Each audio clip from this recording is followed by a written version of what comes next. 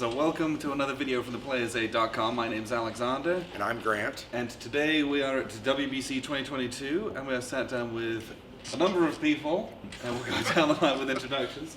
So we've got Dave Stifler, Mark Miklos, and Rob McCracken. And this is the team and the brains behind Battles of the American Revolution, the series from GMT, which many of you know and have played. And we thought we'd kind of sit down and go through some of the bits and pieces that we've got coming up for the series, and to kind of talk about some of the events that we've got going here at WBC from you guys. So I will first of all toss it over to Mark. We've played one of the games in this series, but there are many, and I know everyone's interested in what we've got coming up for Battles of the American Revolution. Terrific. Well, thank you, Alexander and Grant. We appreciate being here. I'm Mark. I designed the series for GMT, and my assistant game masters this morning, Rob and Dave, have been introduced, and they're also developers with me and really instrumental in putting quality products out the door. We're playing the final this morning of this year's tournament, but coming up are three things I want to mention. First of all, several of you, I hope, have P500 Volume 10 in the series, which is the Battle of White Plains. I have it on good information that White Plains should be in your hands by Christmas. It's at the printer or about to be. But what a great Christmas present. Yeah, what a terrific Christmas present. I'm dreaming of a white Christmas. Home by Christmas. Oh, hey. It's too early. It's too early. I keep him around for a reason. More coffee. A GMT catchphrase. No, that's great. Cut the cameras. And, we're done. I'll say this about White Plains too. It's probably the most ambitious offering. It's 42 game turns. It covers 4 days. There's weather. There's lots of maneuver. It's the two biggest armies in the entire BOAR series and perhaps in the entire war, with the exception maybe of Long Island itself. So look forward to that. Next, we have something we call small bore. You know, the Revolution had so many decisive battles that just don't fit the scale of BOAR because we have 200 yards per hex, 100 men per strength point. So if you talk about, let's say, Bunker Hill or Trenton or Princeton or something like that, or many, many others, well, you know, what fun would it be for me to have 3 counters and you to have 2 counters? Now we're going to play a war game. So we can't do that. So small bore, the idea, and I'm going to throw it to Dave in a second, but small bore, the idea there is to break the scale down to 25 yards per hex and maybe a dozen to 15 men per strength point and less than 10 minutes per turn, per player turn, which allows you now to have ranged musket fire for one thing, because at a 200 yards per hex with an effective musket range of 80, there is no musket fire in BOAR. It's abstracted into what we call close combat, whereas now in small bore, muskets will be able to fire. Artillery, still 600 yards, now can cover almost the entire map, half anyway, and rifles, again, a much longer range on the board. If you know BOAR, though, you'll know small bore because it still has an Army morale track, which is the game within the game. It still has all the fundamental concepts. Tell us a little more about small bore, Dave. Dave is developing it. So I am. So the first volume of the small bore is going to be the Battle of Cowpens. As Mark just alluded to, it's one Daniel of those. Morgan. That's right. That's right. And Morgan was critical in the Battle of Cowpens. It was a pivotal battle in the South, and you just, as Mark said, you can't scale it at the current Battles of the American Revolution scale. And so Bruno Senegaglio is designing, and we're well through Cowpens. We're playtesting it now.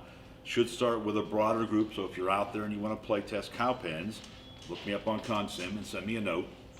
Hopefully that'll be happening in the next couple of months. And Bruno's a longtime player of the system, right? That's right. He's also designed, I think, multiple games. His most recent, A Time for Trumpets from GMT. Yep. Not the scale of small bore at all, Right.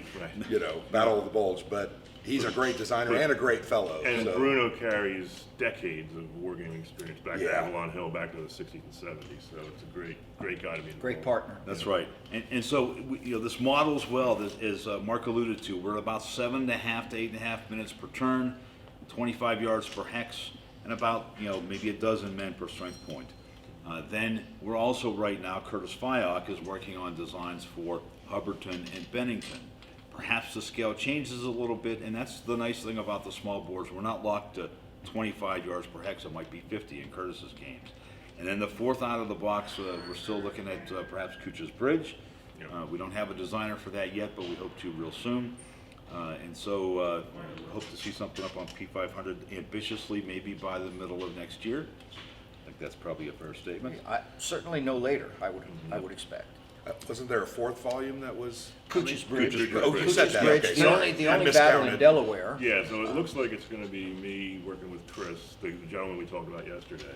So, yeah, I mean, that's my own. And what better right person? looks like now. Someone So- who lives. You said you live like 10 miles from the Yeah, I'm battlefield. about 10 miles, and Chris is about 10 miles the other way. Okay, so the perfect. Yeah. Easy to meet. Yeah, and Chris is the president of 1st Delaware Regiment Reenactment Yep. Group, so he's got So boatloads of resources and access. Huge And help, yeah. they've reenacted the battle, themselves, and so we look for good things there. Yeah. Have you seen that reenactment? I haven't seen the Okay. reenactment, but I've been to the battlefield a few times. Okay. Yeah, they've done a lot with it. And it's one of those battles that locally, we used to think, not much, it was just a skirmish, but there was a significant number of troops there. It was part of the Philly campaign. So, Okay. That's right, prelude to Brandywine. That's right. And then I'll just quickly, the third thing in the pipeline is volume 11 of BOAR, the BOAR proper, which is going to be, I'm already in the research phase, and I'll be on the battlefield in October. It's the Battle of Green Spring Plantation, which was the prelude to Yorktown. Here you have Lafayette and von Steuben and Anthony Wayne. By this point, Anthony Wayne Mad is Anthony. mad. Yeah, He's yeah, mad now. very angry. It's I'm a after- Hoosier, so we know about Mad Anthony Wayne. There's a whole city named after him, Fort Wayne. And he's shadowing Cornwallis as Cornwallis is withdrawing from Williamsburg, marching to the James River to transport over to Portsmouth to send troops back to New York because Clinton is expecting Washington and the French to attack New York. Little did he know that instead they were coming to Virginia. So nevertheless, it's an interesting scenario. The British historically laid a trap for Lafayette. He, being aggressive and assertive like he was, he fell into the trap, and then they had to extricate. But it'll get us to Virginia. We don't yet have a BOAR game in Virginia, so that's There we go. that's probably, I'm in the research phase. Now that I'm semi-retired, it's taking about a year instead of 2.5 years per design when I was working. So probably by the end of 23, that'll be ready to announce. Nice. But wait, there's more. Yes. Yeah. We have something hitting the P500 possibly next month. We have this second try. How could I forget? So there's We four discussed things this to yesterday. announce. We did. Well, not enough coffee There yet. you go, there you go. So, Those Yankees kept you up, right? but they came back and won. Oh, they did? Okay. Judge hit his 41st home run, and it was a grand slam. Okay. So there we go. All right. Look for the GMT update in August. Comes out in the third week usually, on or about the 20th. And there you'll see an announcement for the second tri-pack in the BOAR series. Many people that love this series have been anxious for another tri-pack for a while now. We've been surveying the, Rob did a straw poll. We Facebook. asked what would you want in a tri-pack. So you asked, we listened. We're giving you what you asked for. Well, those About- tri-packs are so good because it's a way to get those OOP games that for guys like us that are trying to get into the system, Yes. we can play 3 more battles that And- we'd have to pay a mint to get Exactly. at this point. The price is fantastic. The value for money, especially on the P500, is almost unbeatable with how much you get. Because it's a called a tri-pack, but there's It's really 4 there's battles. a That's fourth right, you game on got the the 4 back. battles. So why don't Why we don't just you call call it It's a a quad quad pack? pack. I don't understand. They're so great. Yeah, so it'll be Monmouth, which people have been begging for. Germantown, same thing. People have been, trying to get, and Newtown. And Newtown comes with the bonus game Oriskany. So you're getting 4, just like in the first tri-pack. Tri-pack 4 games, go figure.